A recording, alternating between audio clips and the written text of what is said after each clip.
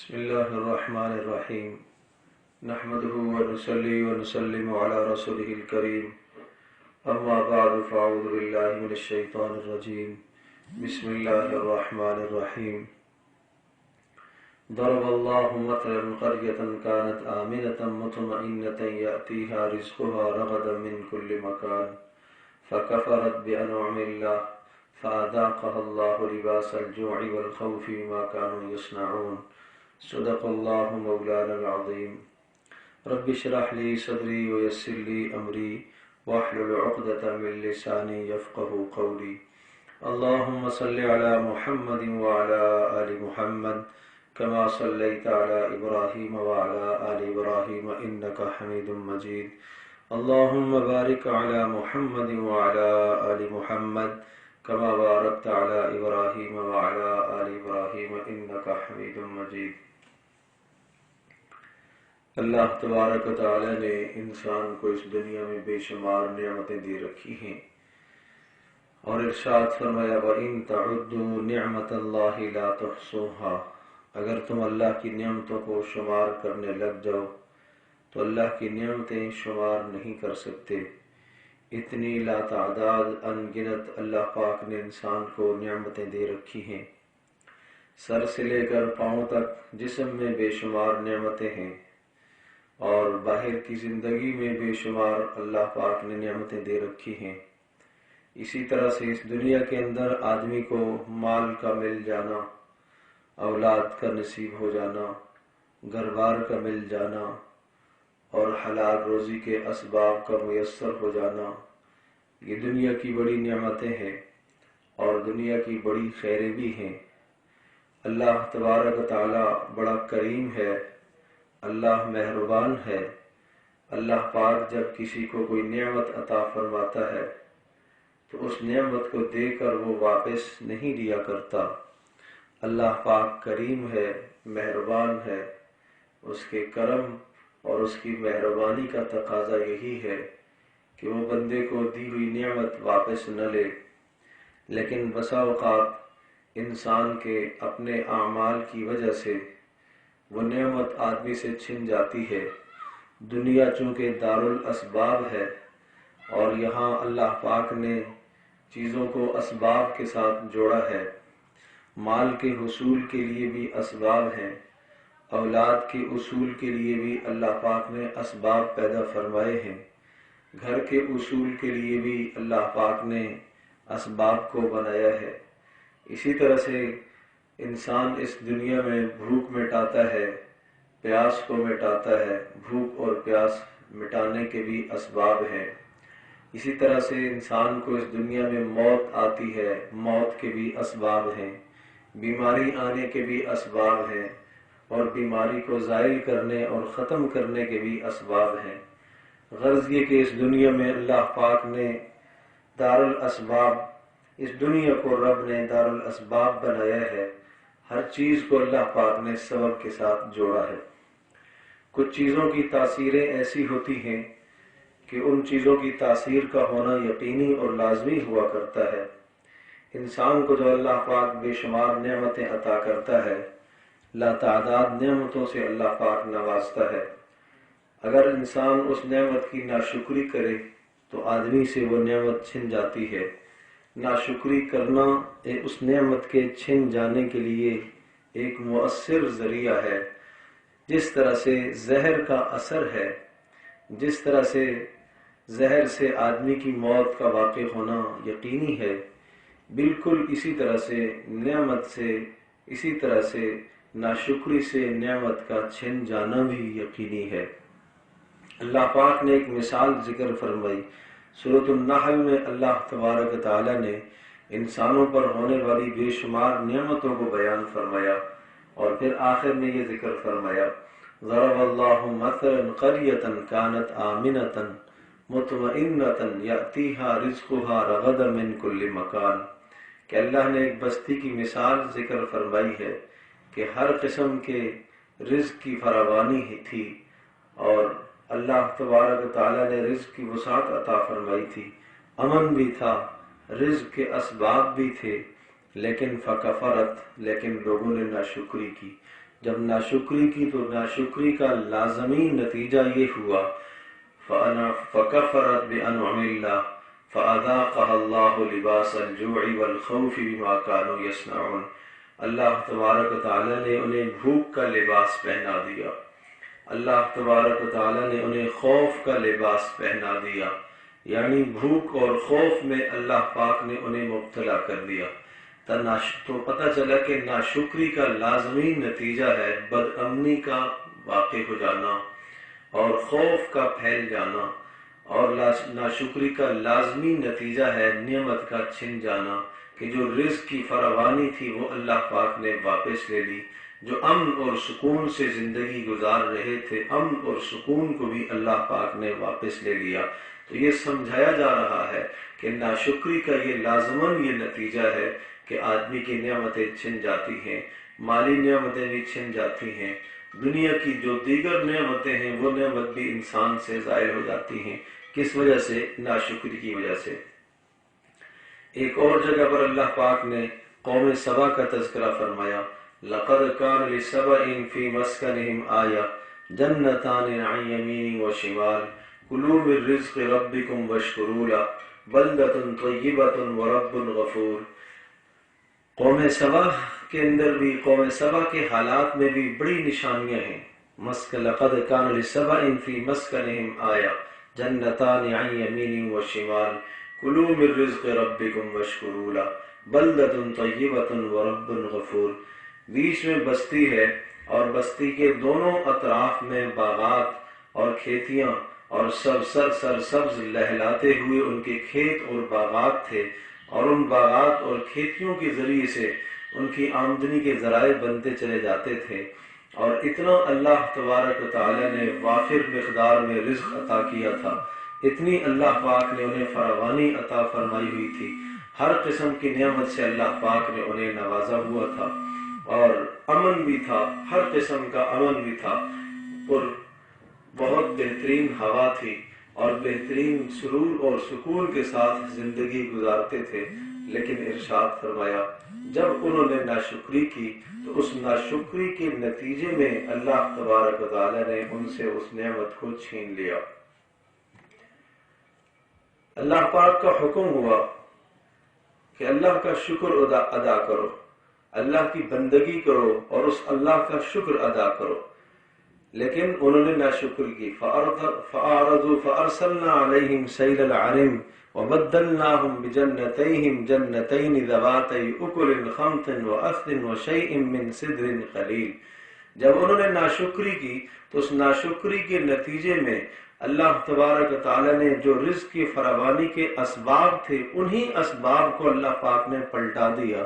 وہ پانی کے اسباب جس پانی کے ذریعے سے ان کی کھیتیاں اور باغات سیراب ہوا کرتے تھے، اسی پانی کے اندر اللہ پاک نے سیلاب کو پیدا کر دیا، اور وہی پانی ان کے لیے تباہی کا سبب بنا، اور ان کے باغات کھنڈرات کے اندر تبدیل ہو گئے، بستیاں ان کی تباہ ہو گئیں۔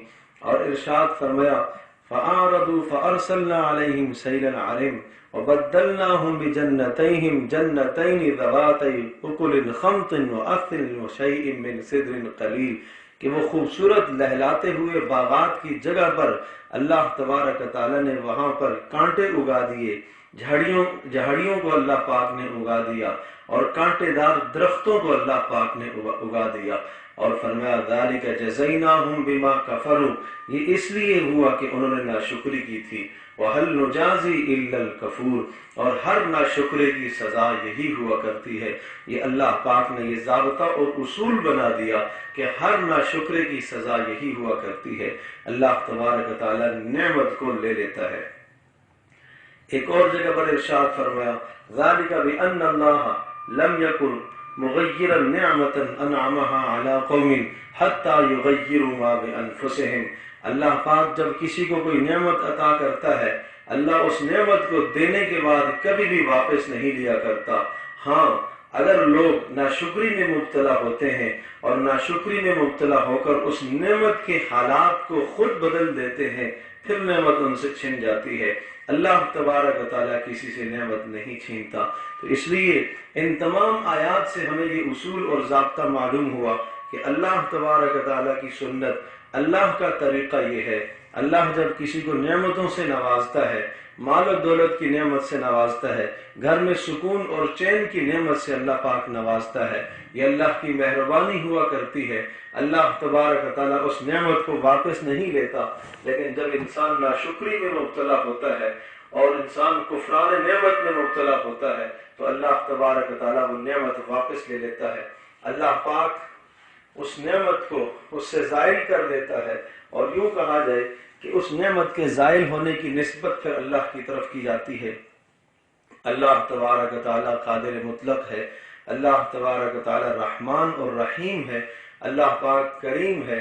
اللہ پاک نے دنیا میں اسباب کو پیدا فرمایا ہے اور چیزوں کو اسباب کے ساتھ جوڑا ہے، تو ناشکری کا لازمی نتیجہ نعمت کا چھن جانا۔ گھر میں اگر سکون ہے، امن ہے اور گھر میں رزق کے اسباب وافر ہیں تو اللہ کا شکر ادا کرو۔ جس دن ناشکری ہوئی، اس ناشکری کے نتیجے میں گھر کا امن بھی تباہ ہوگا اور روزی کے اسباب جو اللہ نے عطا فرمائے ہوئے ہیں وہ اسباب بھی آہستہ آہستہ ختم ہونا شروع ہو جائیں گے۔ اس لیے شکر گزاری پر اپنے آپ کو آمادہ کیا جائے۔ ارشاد فرمایا لئن شکرتم لازیدنکم، اگر تم شکر ادا کرو گے تو ہم تمہاری نعمتوں میں اضافہ کریں گے۔ شکر کی وجہ سے مال میں بھی اضافہ ہوگا، گھر کے سکون میں بھی اضافہ ہوگا، اولادوں میں بھی فرمانبرداری پیدا ہوگی۔ جب بھی کوئی اللہ کی نعمت نظر آئے فوراً اللہ کا شکر ادا کرو۔ رزق کی فراوانی دیکھی، اے اللہ تیرا شکر ہے۔ اولادوں کی طرف نگاہ گئی، اے اللہ تیرا شکر ہے۔ اور گھر کو دیکھا، اے اللہ تیرا شکر ہے۔ اب شکر کے چند طریقے عرض کرتا ہوں، ان طریقوں کے ذریعے سے اللہ کا شکر ادا کیا جائے۔ نمبر 1، جب بھی اللہ پاک کوئی بھی نعمت دے اس نعمت کا زبان سے آدمی شکر ادا کرے، الحمدللہ، اے اللہ تیرا شکر ہے۔ تو زبان سے اللہ پاک کا شکر ادا کرنا یہ شکر کا پہلا طریقہ ہے۔ دوسرا، انسان اپنے ذہن میں، اپنے دماغ اور دل میں اس بات کو بیٹھائے کہ یہ جو نعمت مجھے ملی ہے یہ میرے استحقاق سے زیادہ ہے، میں اس کا مستحق نہیں ہوں، یہ اللہ کا احسان ہے، یہ اللہ کا فضل ہے، یہ میری اوقات سے اللہ نے مجھے بہت زیادہ دیا ہے۔ تو ہمیشہ اس بات کو مد نظر رکھے، قارون والا حال نہ ہو۔ اللہ پاک نے مال سے نوازا، اللہ پاک نے دنیا کی حیثیت عطا فرمائی، تو کیا کہنے لگا؟ اسے کہا گیا لا تفرح ان اللہ لا يحب الفرحین وابتغ فیما آتاک اللہ الدار الآخرہ ولا تنس نصیبک من الدنیا واحسن کما احسن اللہ الیک۔ تو کیا کہنے لگا؟ انما اوتیتہ علی علم عندی۔ موسیٰ علیہ السلام نے ارشاد فرمایا زمین میں اترایا مت کرو، تکبر مت کیا کرو، مال کے حقوق ادا کیا کرو، اللہ کا شکر ادا کرو۔ کہنے لگا انما اوتیتہ علی علم عندی، یہ تو میری ذاتی صلاحیت ہے، یہ تو میرا اپنا کمال ہے، یہ تو میری اپنی محنت کا کمایا ہوا مال ہے، یہ تو میری اپنی ہوشیاری کا نتیجہ ہے۔ یوں اللہ تبارک تعالیٰ کی ناشکری میں مبتلا ہوا اور اس نے اس مال کو اپنی حیثیت اور اپنی اوقات کے مطابق سمجھا کہ میری اوقات اور میری حیثیت ہی یہ ہے کہ مجھے ملنا چاہیے، جبکہ یہ سراسر ناشکری ہے۔ انسان کو جو نعمت ملے، آدمی یہ کہے کہ یہ میری اوقات سے، میری حیثیت سے زیادہ ہے، یہ محض میرے اللہ کا میرے پر فضل ہے، یہ محض میرے اللہ کے میرے پر احسان ہے، اس نے مجھے اس نعمت سے نوازا ہے۔ اور تیسرا کام آدمی یہ کرے کہ جو نعمت اللہ پاک نے عطا فرمائی ہے، جس مقصد کے لیے اس نعمت کو اسی میں استعمال کیا جائے۔ مال اللہ پاک نے عطا فرمایا، اگر مال میں کوئی شخص اسراف کرتا ہے تو یہ مال کی ناشکری ہے۔ ماں بہن گھر کے اندر اگر شوہر کی اجازت کے بغیر مال کو خرچ کرتی ہے، جس کو چوری بھی کہا گیا ہے، حدیث میں اس کو چوری بتایا گیا ہے، اگر اپنی ضرورت کے علاوہ شوہر کی اجازت کے بغیر مال کو خرچ کرتی ہے تو وہ مال یقیناً اس کا خرچ کرنا وہ اسراف ہے، وہ گناہ کی بات ہے۔ جب اسراف ہوگا تو اس کا لازمی نتیجہ نعمت کا چھن جانا ہے، نعمت چھن جائے گی۔ اس لیے عرض کیا ایک زبان سے بھی اللہ کا شکر ادا کرو۔ نمبر 2، اپنی اوقات سے زیادہ اس نعمت کو سمجھو۔ اور نمبر 3، جس مصرف کے لیے اللہ پاک نے نعمت عطا فرمائی ہے اسی مصرف کے اندر اس نعمت کو استعمال کیا جائے۔ تو یہ اس طرح سے اللہ تبارک و تعالیٰ کا آدمی شکر ادا کرے۔ اور نمبر 4، جو چیز اللہ پاک نے عطا فرمائی ہے، نعمت عطا فرمائی ہے، اس نعمت کی شکر گزاری اور اس نعمت پر شکر ادا کرنے کا طریقہ یہ بھی ہے کہ جس ذریعے سے اللہ پاک نے نعمت عطا فرمائی ہے اس ذریعے کی بھی انسان قدر کرے۔ گھر کے اندر مال آیا شوہر کے ذریعے سے، گھر کے اندر مال آیا باپ کے ذریعے سے، گھر کے اندر مال آیا بڑے بھائی کے ذریعے سے، جس کی محنت کے ذریعے سے مال آتا ہے اور جس کی محنت کے ذریعے سے گھر آباد ہے، گھر کے اسباب بن رہے ہیں، ان اسباب کی آدمی قدر کرے۔ اور اگر کوئی چیز آپ کے لیے گھر میں آئی ہے تو جو شخص آپ کے لیے وہ چیز لے کے آیا اس کا بھی شکر ادا کرنا چاہیے۔ من لم یشکر الناس لم یشکر اللہ، حدیث پاک میں ارشاد فرمایا کہ جو لوگوں کا شکر ادا نہیں کر سکتا وہ اللہ کا شکر بھی نہیں ادا کر سکتا۔ تو گھر کے اندر جو سربراہ کوئی سامان چیز لے کے آئے تو ان کا بھی شکریہ ادا کیا جائے، یہ بھی شکر کا ایک طریقہ ہے۔ آپ اس بات کو بھی سمجھ لیں، رسول اکرم صلی اللہ علیہ وسلم نے ارشاد فرمایا عورتوں کے 2 گناہ آپ علیہ الصلوۃ والسلام نے بتائے ہیں، اور اس میں آپ نے ارشاد فرمایا کہ یہ تو شوہروں کی ناشکری کرتی ہیں اور لعن طعن کرتی ہیں جس کی وجہ سے یہ جہنم کے اندر جائیں گی۔ ناشکری، شوہروں کی ناشکری۔ اور پھر آپ نے یوں ارشاد فرمایا، مثال دے کر ارشاد فرمایا ایک عرصہ اگر مرد اس پر احسان کرتا رہے، اگر کسی بھی دن کوئی ناگواری گھر کے اندر پیش آ جاتی ہے تو زبان سے یہ کہہ بیٹھتی ہے کہ اس گھر کے اندر میں نے کوئی خیر دیکھی ہی نہیں۔ یہ بہت بری عادت ہے، یہ بہت بری خصلت ہے۔